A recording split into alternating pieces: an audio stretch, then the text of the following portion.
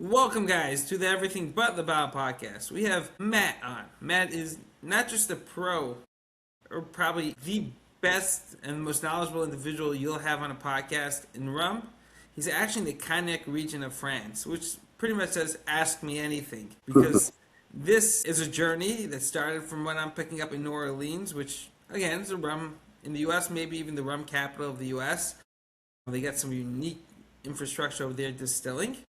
And a journey to cognac. So we'll let Matt have the floor, let him introduce himself. At times, my camera might just go off, so it's just him in the software, because he seems like he has an awful lot to share. Let's go. Cool. Well, thank you for having me on, first of all. My sort of journey started into all of this, what I'm doing, first a blogger, then a book author, and now a book publisher, among other things, consultant. My journey sort of started back when I was still working in technology. I worked for a number of high-profile or very well-known within the industry software companies, including Microsoft. I was there 2004 to 2011. And it was actually at Microsoft where I came across some people, some friends of mine, who were like making, what we today would call craft cocktails, chilled glasses in the freezer and good ingredients and, the good ice and all that kind of stuff. And I was like, okay, this is cool. I can do this. I really enjoy doing this. And I, at some point I'm like, hey, I like these tropical cocktails, these tiki drinks, things like that. And I need to start buying, rums. I need something better, not just Bacardi. I need something else in there. And I started, sort of basically sort of going down the rabbit hole. And, I had previously, in a previous life, when I was doing tech, earlier, 20 years earlier, I had written books where I tore apart Microsoft Windows and said, how does it actually work? Tell me how it works. Don't depend on the documentation. Tell me how it works. And so that perspective of like, don't trust anybody, don't trust anything until you see it with your own eyes, I applied to sort of my, as I was coming into cocktails and spirits, it was like, there's no good information out there, and half of what's out there I don't trust, so go find it out yourself. So I started, at some point I started, my rum collection, grew to 10 bottles, and then it was 50, and then it was 100, and it's grown since then. But it was at some point I was like, I should be writing, I should be sharing this stuff. Like if I'm curious about these things, and if people are confused about these things, or if there's a whole lot of bullshit out there, like if I figure this stuff out, why don't I share this with other people? And so that started the blog, the Cocktail Wonk blog, in 2013. That was actually when we were still living in Seattle. In 2018, my wife Carrie and I, we both quit our jobs in the same day. We were in different fields. Both quit our jobs in the same day so that we could pursue our dreams. And for me, that was to try to somehow make money in writing about spirits through books primarily. And for her, it was to research or to basically get a master's in preservation architecture, the architecture of preserving old buildings. And there's no place like New Orleans better than that kind of stuff. So off we went to New Orleans, and the last thing we did in Seattle before driving to New Orleans was to send off our first book to the printer, and that first book was Minimalist Tiki, which is a tiki cocktail book. But it was in the sort of the real reason for doing the tiki cocktail book first was to prove to ourselves that we could do all of the publishing ourselves, that we didn't need to go work with a traditional publisher and let them make all the money. So it was a beta test for what would later become our gigantic rum book. You're muted. You're muted. Yeah, I'm mute. For all those out there listening, rum happens to be the spirit that is the wild, wild west. The regulations over there, we'll let Matt explain it to you, why he literally entered the field that is wide open for a team of FBI and CIA agents. From the island regulations and whatnot. So Matt, tell us what you saw with the labelings not matching up and whatnot. Yeah. So, yeah, I mean, one of the, your, TTB Math, your company, and of course, it was pretty early on that I found one of the earlier rum distillers that I'd met. He was telling me about, well, just go look at the label. Like, what do you mean, look at the label? Where? Like, oh, it's on a website. He showed me the TTB website, and I was like, the COLA database. And I'm like, okay, this is a whole new level of information I didn't have before. And I ran with that for a while. I would basically go find all the new rums, and I would publish like the new interesting new rum releases around that. But But to your earlier point, you mentioned like rum is the Wild West, and I know people like to say that, and I have to sort of a way of disabusing of that notion. So I have a question for you. So you look at like rum, like Scotch whiskey. Scotch whiskey has rules, and rum doesn't. No. So my question for you is like if I ask you, is Scotch whiskey a distilled spirit? Yes. Yes. Okay. If I ask you, is rum a distilled spirit? What would you say? Yes. Yes. I would say no. Correct. No, it is a category of distilled spirits. The perception problem people have with rum is that they treat it like one thing. They say, like, think about rum versus bourbon or rum versus Scotch whiskey. And the reality is, when you say rum has no rules, I will say, well, whiskey has no rules. They go, yes, it does. Whiskey has rules. Scotch whiskey has its rules, and bourbon has its rules, and Irish whiskey has its rules, and Canadian whiskey has its rules. And I go, guess what? Jamaican rum has its rules, its own geographical indications. Guatemala has its rules. Guyana has its rules. So when we think about rum, we're like saying like the category of rum has no rules. I go, well, the category of whiskey has no rules. The category of brandy has no rules. Yeah. So that's brilliant. Thank you.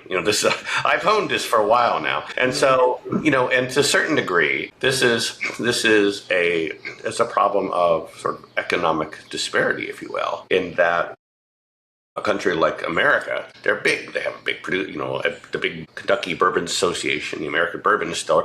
They're a big thing. They have a big lobby. They can create their rules. They can promote their rules. They can get the world to understand that bourbon is a distinctly American product. And the same thing happens in Scotland. The Scotch whiskey group, that consortium, they would ship Scotch whiskey around the world. They make Scotch whiskey. They created a geographical indication for Scotch whiskey, and it became known around the world that these are the rules for Scotch whiskey. And if you don't do this, you can't call it Scotch whiskey.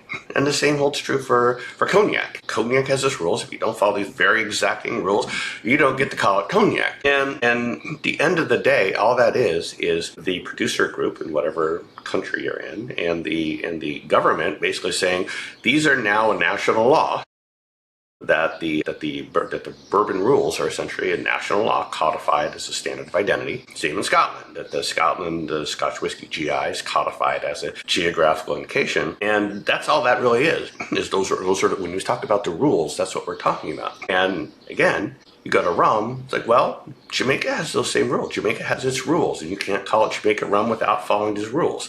You can't call it Martinique AOC rum agricole if it doesn't follow these rules. The problem is that you're not aware of those rules, that Scotland and America and France have done a fantastic job, and are big enough to get people in other countries and around the world to understand these rules and these regulations, that they exist. But Jamaica is only 60 years old as a country.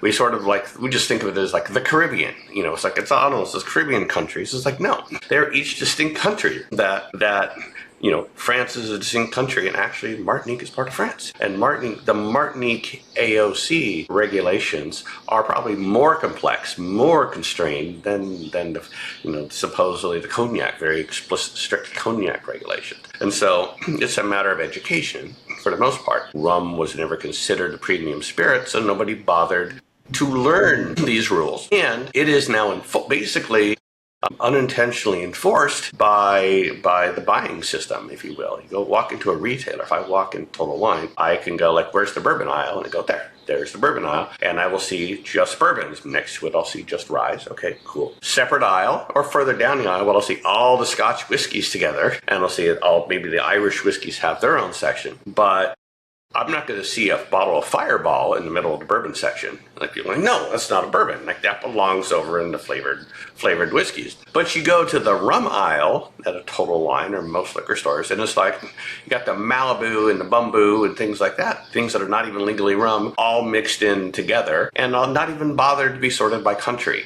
So, yeah, of course, people think, well, it's just rum and there's no rules, because when I look at the shelves, it's just a mishmash. The retailers don't care enough to actually do this? And like, is it hard? Yes. Is it like, do you have to know that there are actually at least 10 countries geographical indications? And you're like, oh man, I got to learn all those on top of knowing about Scotch and bourbon and Irish whiskey. Like, what do you mean? Like, yeah, it's hard, so they kind of forget it. And they just sort of throw it all together as rum, and that's why we think that rum has no rules, because we don't respect the rules we have. And in fact, if speaking of TTB and standard of identity, there's a standard of identity for bourbon, there's a standard of identity for rye. The standard of identity for Scotch whiskey essentially says Scotch whiskey is made in Scotland, follows the rules of Scotland, whatever they define those rules. The standard of identity for cognac is made in France and follows the rules that France has set out for it. At the U.S. absolutely could do that with rum. They could say that there's a standard of identity for Demerara rum. Europe recognizes Demerara rum, but the U.S. could say there's a standard of identity for Demerara rum. It's made in Guyana and follows the rules of Guyana here, but they don't. There's no standard of identity for any rum. We just don't care. The TTB doesn't care. The only time that they did care was there was a standard of identity for cachaça. Cachaça is a cane spirit made in Brazil. And why did they do this? Well, the U.S. wanted Brazil to recognize bourbon as a distinctly American product. And so the U.S., this is actually in their documents, the U.S. says, okay, fine. If you recognize bourbon, we'll recognize cachaça as a distinct standard of identity. So to that point, there are plenty of rules. You just don't know about them. And the system is basically rigged against respecting the rules. So interesting. So I do believe there's another identity in the U.S. that's recognized. It's called Cuban rum. Because of a lawsuit between, what's that story? You'll know the details better. Yeah. I've written extensively about this. Essentially, it's as is often the case, there's a thing where somebody forgets to file a trademark, or redo a trademark, and somebody else comes along. The basic details, as I remember them, are that some point the Arecabala family had left Cuba circa 1960. They left at the Cuban Revolution. They left Cuba and left the trademark unregistered circa 1973. And by this point, the U.S. embargo was already in effect. But nonetheless, the American government would happily re-up their trademark. But the Arecabala family did not do that. Meanwhile, the Cuban government, in conjunction with Pernod Ricard, basically Cuban government, essentially go like, we're going to register that trademark. And so they go register a trademark, and it's fine. But then Bacardi comes along and says, well, we're Cuban, we're of Cuban heritage, and they basically go to the Arecabala family and go basically sell us everything, sell us the rights to all this stuff, and then Bacardi makes the claim that this rum, this trademark, was illegally stolen, if you will. That basically the Cuban government is illegitimately took this family's product, that the trademark they registered was stolen from the Arecabala family. And I don't get into the who's right or who's not right in this. I just my business is understanding what is the contention, what is the point of contention, not arbitrating that contention. But it's one of those things. It's been percolating along the courts for, I don't know, something like at least 30 years now. And every couple of years we see another thing, and little victory for the actual Cuban side, and then victory for the Bacardi side. It goes back and forth, and said, I have no vested interest in the outcome. I just wish that rum made in Cuba could be consumed or could be brought into the U.S. legally. So wait, I got 2 bottles of the real Cuban rum. I happened to have toured Cuba, so I went to the Cuban distillery, and I made a discovery. I hope the feds don't come banging down the door, that you can actually order Cuban rum from the United Kingdom, and they'll ship it to you. So that's my understanding, is that may occur, but in theory, it's not supposed to happen. I'm in France now, so it's not a big deal at all, but I had an extensive collection of Cuban rums while in the U.S. as well. It's sort of the difference between Are you bringing in a pallet versus like, did the Customs and Border Patrol, did they care? The reality at the end of the day is like if one person comes in with a bottle of Cuban rum or two bottles, it doesn't really matter economically. It's the like, is somebody legitimately bringing in and making a commercial profit on a large scale over there? So, there's the law and then there's the law as it's enforced. So, and Yes. it's gone back and forth all the time. And, like I said, for a while during the Obama administration, it was like, yeah, you go to Cuba, you can bring back, I think it was like $100 in rum or something like that. So that's how some of my collection came in. I did actually go to Cuba then. Yeah, I was there with my whole family actually. We went to the museum, we toured the distillery. It was super cool, and I gotta say that they have that rum. I mean, Cuban is at least because of all this fighting for both sides, branding wise, was absolutely unbelievable. Because Cuban rum took on this aura like a Cuban cigar because of it. So Yeah. this marketing. Yeah, I mean, within the rum geek community, Cuban rum is enjoyed by many, and I certainly enjoy it. I seek, I myself seek out some Cuban rums that are not technically, legally, might not be considered Cuban rum per their regulations, but they're beautiful. But within the geek community, there's plenty of other really interesting rums. So it's funny, like the people who are not the super geeks are like, I want the Cuban rum. The ones who are the geeks, well, A, they probably have some already, and B, they're like, I've got rum from 30 different countries here, so this is just one more thing in my palate. So tell us about some of these strange ones. I mean, I've browsed a little bit. I've seen like from Fiji Islands and all these. I don't know, Yeah. South America, South Africa. It's like from everywhere is making rum.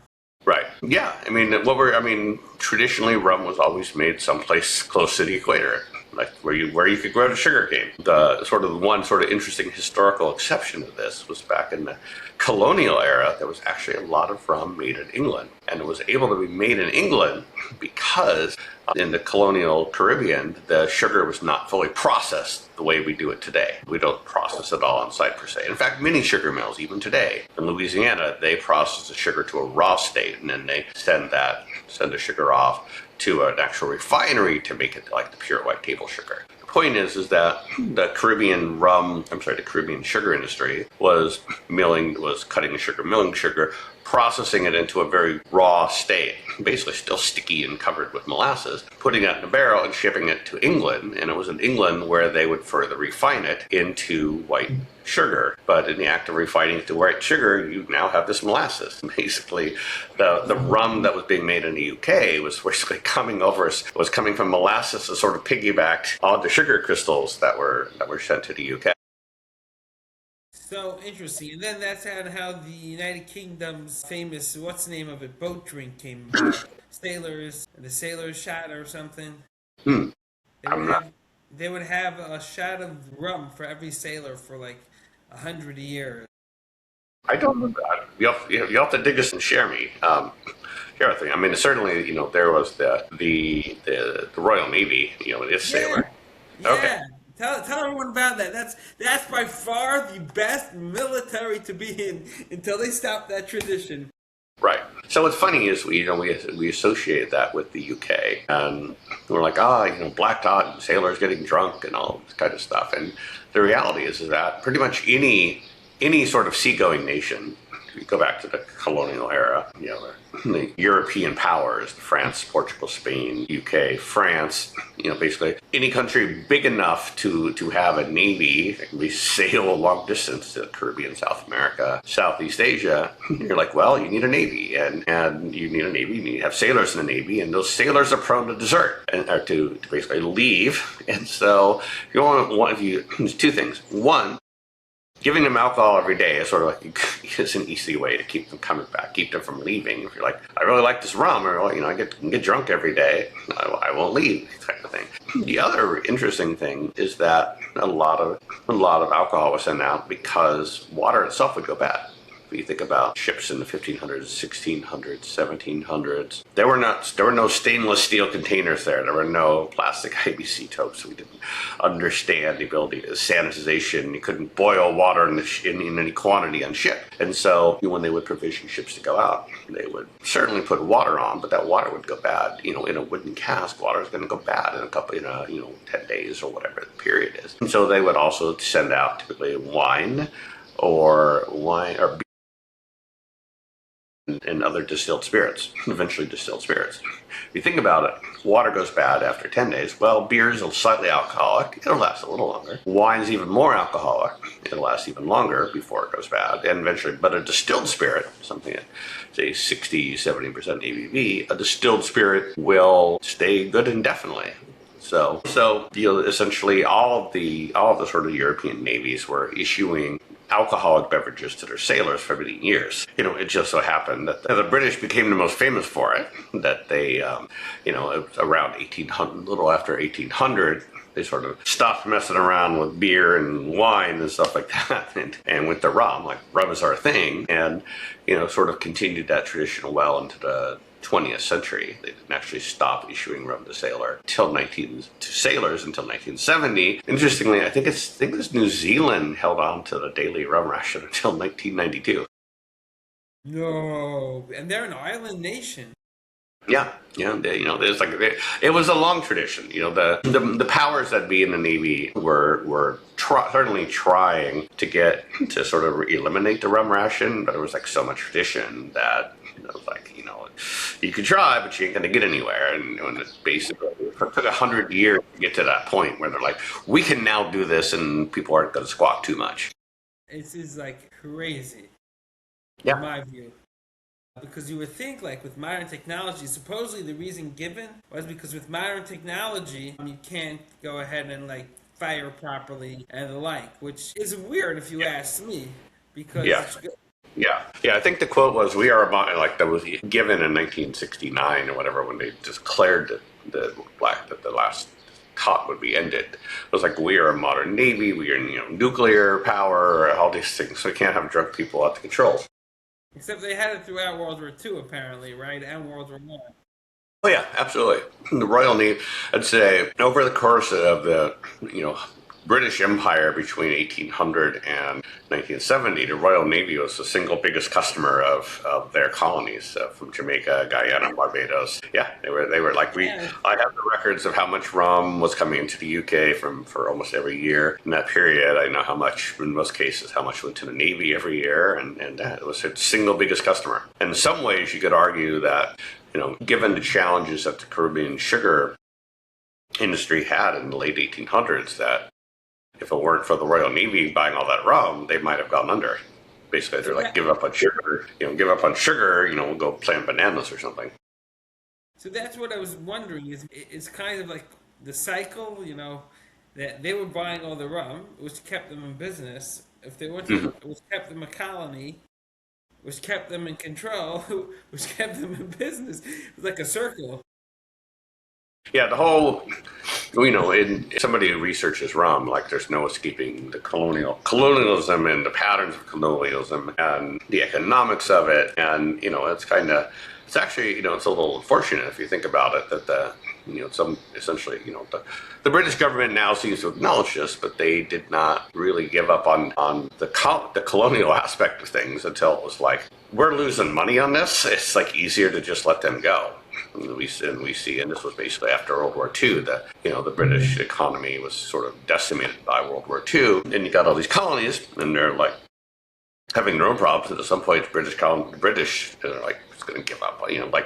Go be your own country if you'd like. You want freedom? Good. Go be your own country. So 62, Barbados, Jamaica, Trinidad, Guyana, St. Lucia, St. Kitts, Grenada, basically over a 30-year period, pretty much the entire Caribbean peeled off into the entire British Caribbean, basically peeled off into independent countries. Now, when you do that, that sounds nice, except like you're now a new country and you don't have the financial backing. You no longer have the financial backing of Great Britain. You need to establish yourself in world markets, and it's basically these countries were very conceptually very poor relative to other countries, which is, again, one reason why people don't know the rum house rules. They're not a powerhouse. Jamaica and Guyana are not a powerhouse relative to the UK or Scotland or UK or US or France, for example. So we don't care as much about their rules. I do, but conceptually we don't care as much. The economics that you're discussing here is fascinating because if you look, and I'm just drawing a parallel here, the encyclopedias and stuff from the 70s, and you'll see that tequila, in like 1970 encyclopedias, they got like a half a page mentioned, like an afterthought.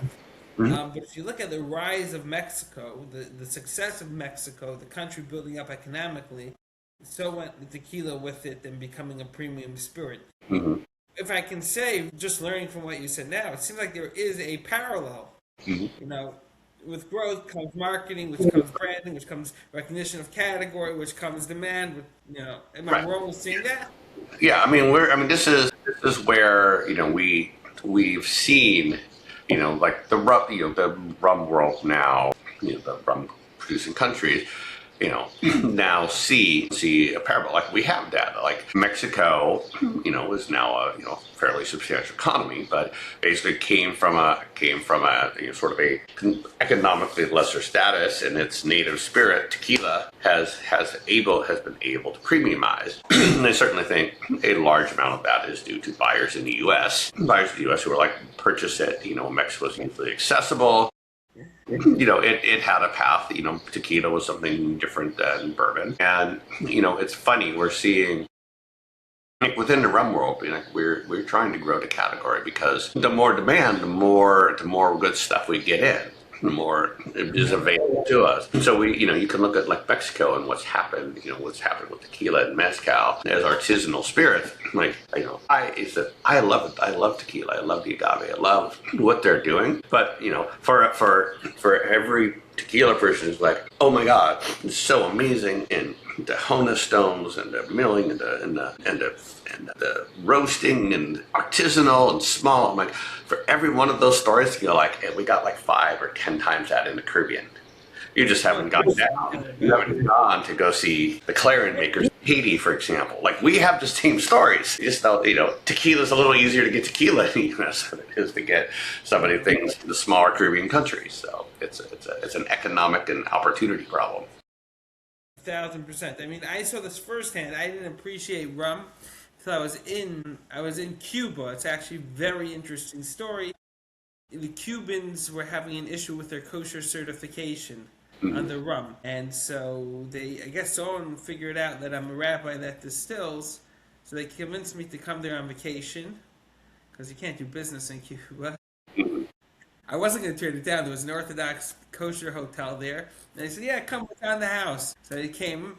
I got a visa different than my kids because I was going to meet with them again, not for business, I guess, rabbinical advice. I don't know, however they bill it.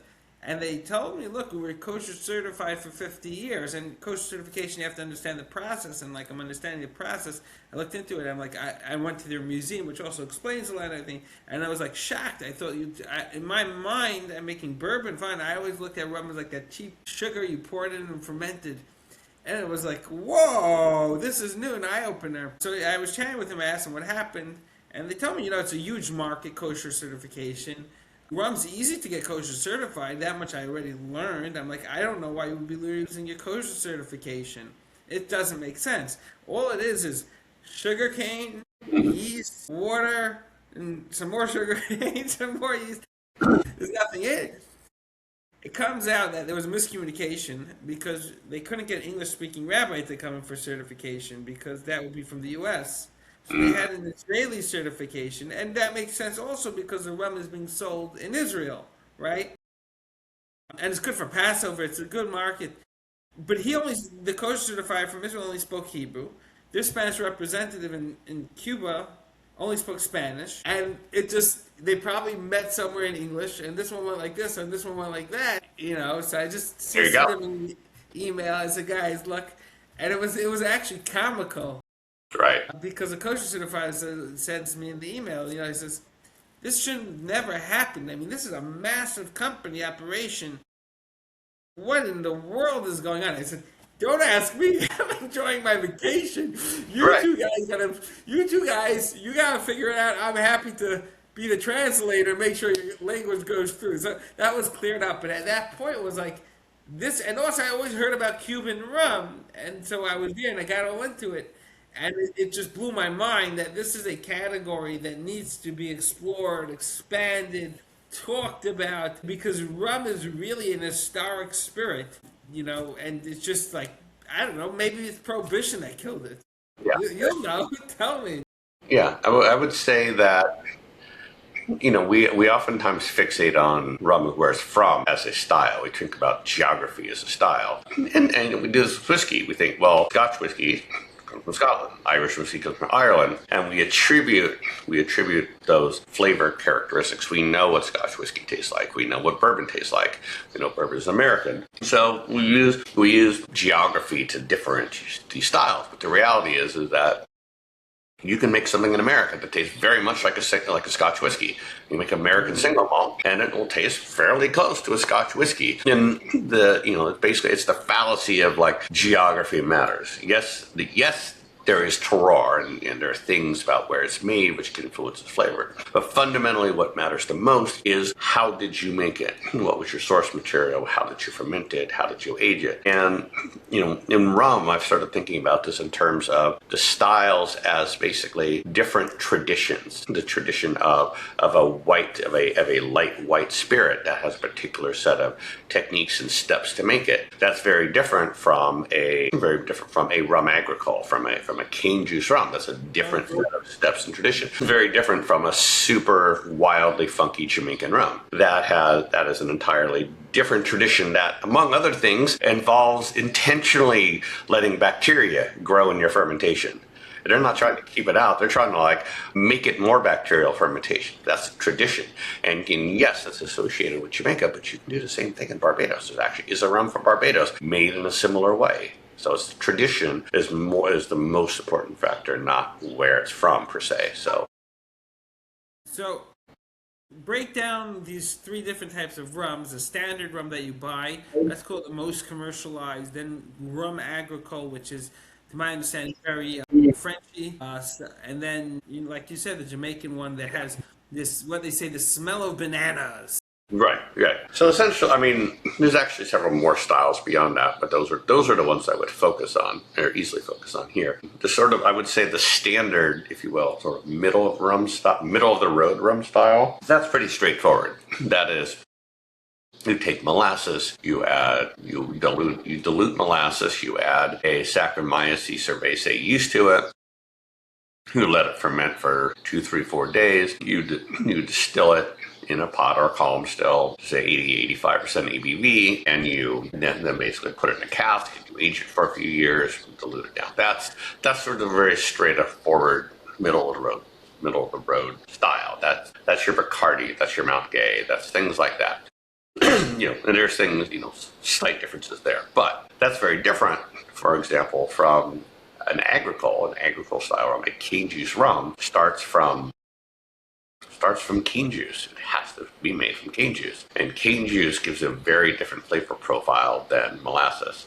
It's, you can say they're both sugar, but if you taste a cane juice rum, it's the closest thing I could describe to you as an unaged tequila. That's sort of like, would you taste an unaged tequila? You feel like, I'm tasting the agave here. I'm a huge fan of rum agricole, just because, and the same thing I always say for less so on grain, because a grain spirit, you don't really get the terroir in there. But if we're looking, most of my experience when I drink, and I find for most people drinking, they don't even realize that, is that you want to feel a connection. You want to feel a part of the story. You want to understand and discuss. This is something I've learned from the French. Fellow Americans, please don't be insulted.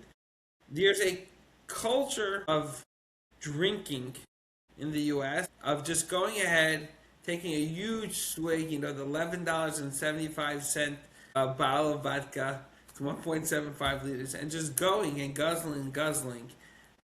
But if you really want to and just understand what you're drinking and appreciate.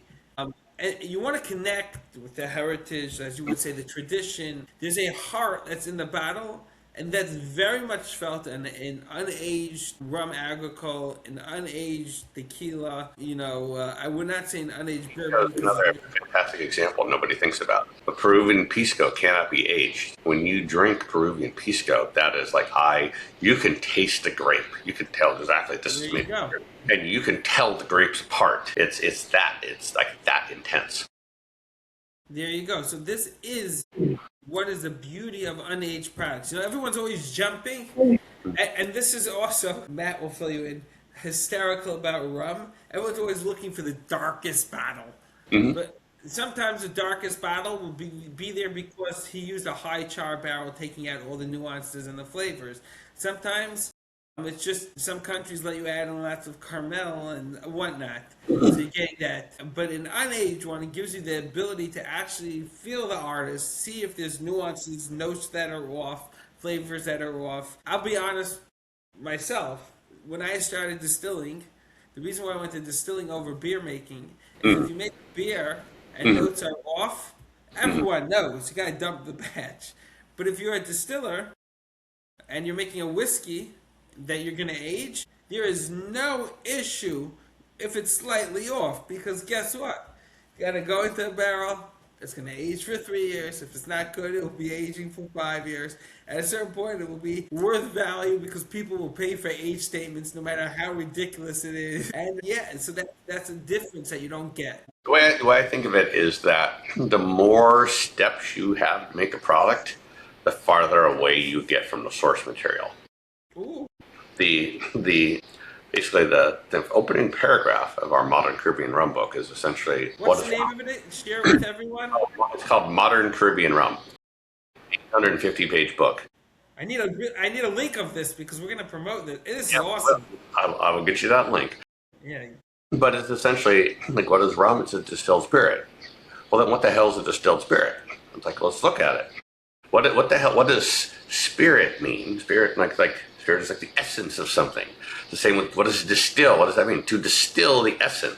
So essentially, the word distilled spirit means basically like this is the purified, condensed version of what it came from. And so in that regard, if you do the minimal processing to make a distilled spirit from grape, you should taste the grapes. And the same thing with an agave. The same thing with a barley or whatever you use. You should taste that. One little minor correction, something you said there, is most dark rums are in fact, yes, they are in fact caramel. The color comes from caramel. What's surprising to many people is that the high char barrel doesn't actually make it darker. That char is actually a filter. It's a Brita filter. So the higher the char level, actually the more of the Brita filter you put in there. You're basically filtering out a little more of these essences. And there's actually a company that's done this where they put rum in the same barrels, like 1, 2, 3, 4 char level, and looked at the color of them, and it's actually you go from lowest to highest char levels. You actually, the spirit gets lighter in color. Fascinating. So when you char a barrel, you're turning that I've seen. You're turning the char into a filter. You got those charcoal filters. Yeah. It's removing all the flavoring. Yeah, you made a Brita filter inside of your barrel. So don't look for the highest char. Look for the finest char. Get yourself some good flavors. Yeah. Very interesting. So which countries do you find the most abstract, most unique? One that if you're gonna go ahead and tell someone that says, look, Matt, I just want something so outlandish, so cool for a party, it's gonna make a statement. So in terms of the variety of rum there, are the interesting aspects of rum? Is that what you're asking? Yeah, the one that no one heard of but needs to be on everyone's table. I guess the price point would also be important. I'm putting you on the spot. For, say, the country that makes some of the most interesting rums that doesn't get the love and attention it deserves, except amongst the super geeks, would be St. Lucia.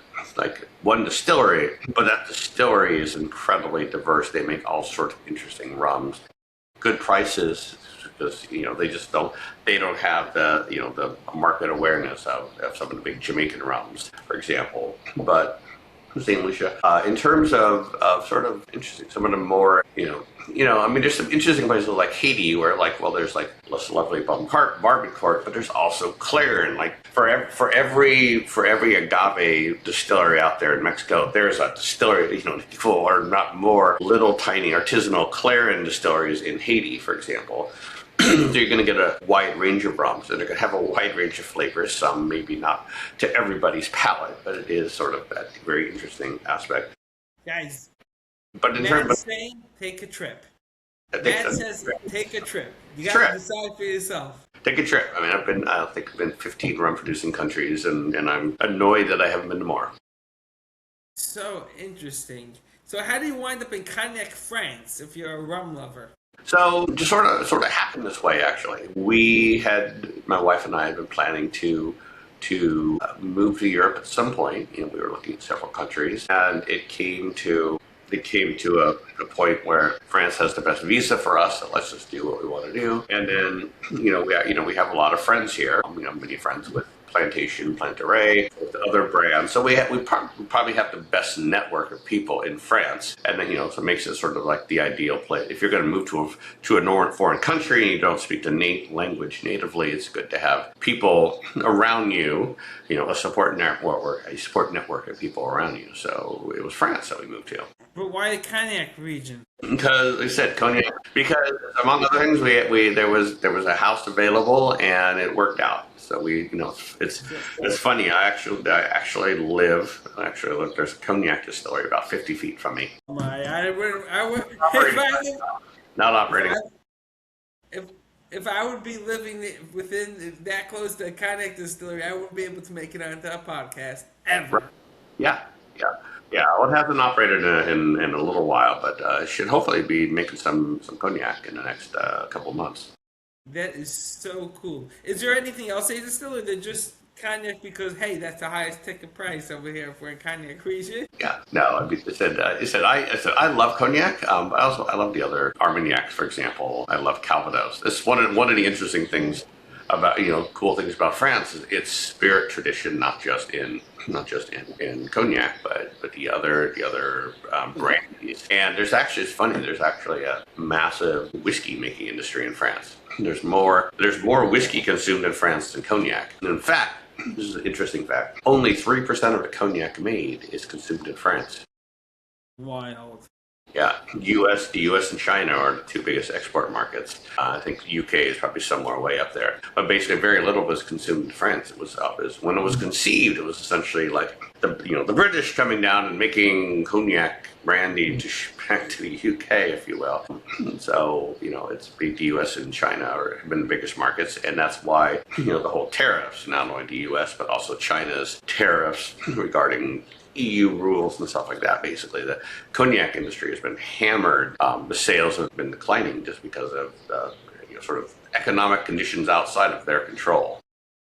But we see it like now. They're sort of like they can't just let vines go fallow, so they basically have to rip them out. Like they're not going to use them, got to rip them out. So we drive around and I see cognac vineyards that are like we had to pull the vines out type of thing.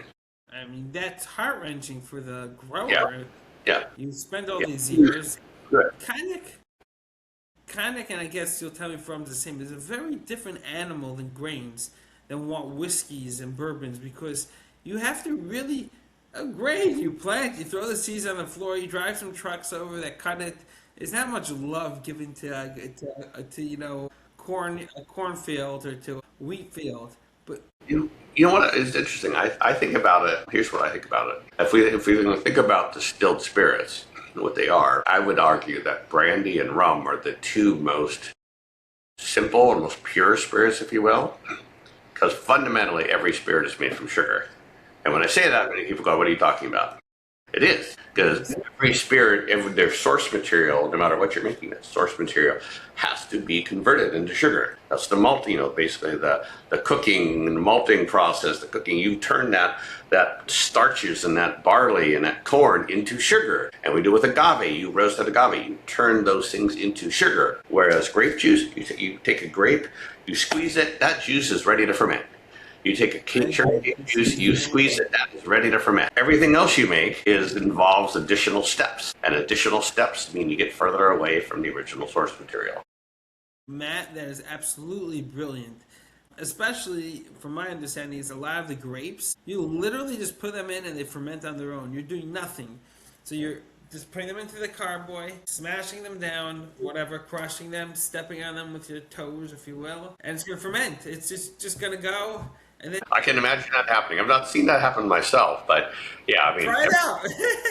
yeah. Now here they have very sophisticated equipment that does all this, but Yeah. But yeah, somebody could go like plant a few grapes themselves and go try it. Just try it. And ferment, and then you do one time distilling. Sugar cane, you crush it, the juice comes out. It's probably the same process. Yeah. It will pretty much natural yeast in the air. If there's enough sugar in it, the natural yeast in the air will basically start fermenting. Are we appealing to the underage now? Just saying the simple way to make alcoholic beverages? Well, it's not a secret. It's not a secret. Most underage people don't care enough to understand that. Understand it, yeah. If they can understand it, then we don't have to worry about their drinking problems. Yeah. But it's so interesting because I never you are so insightful because it's so. Are you a righty? Because this is so methodically thought out. Each step. This is not like I'm all over, and you're like, well, this is tradition, and this is rum is just a category like whiskey. Just what I've learned is just so smooth and clean and concise from you. Yeah, I mean, several people have actually said that if you want to call it a superpower, there's actually, somebody told me once, Bill Gates says that everybody has a superpower. What is your superpower? But my superpower is taking complex topics and basically internalizing them, understanding them, and then basically explaining them in a way that people can understand. And so that's, I did that when it came to writing about computer stuff, and I do this with spirits. And I don't write about something until I understand it myself, or I'm happy I understand it, and then it's just a matter of explaining it clearly. And many times the same topics come out. Rum has no rules, and rum is sweet. It's like, no, think it through, explain it, move on to the next thing. Absolutely amazing. All right, Matt, I think we should wrap this up. My mind is absolutely blown from what I've learned today. I'm going to obviously have to read up some more. Maybe we'll touch base and get you back on. Yeah. Matt, please wrap it up. Tell everyone where to get your book, how to contact you. This was amazing. Sure. Yeah. We said my website is Rum Wonk. It's RUMWONK. RumWonk.com. We also publish books, including the big giant rum books called Modern Caribbean Rum, Minimalist Tiki. We also have a tequila book written by Tomas Estes before he passed.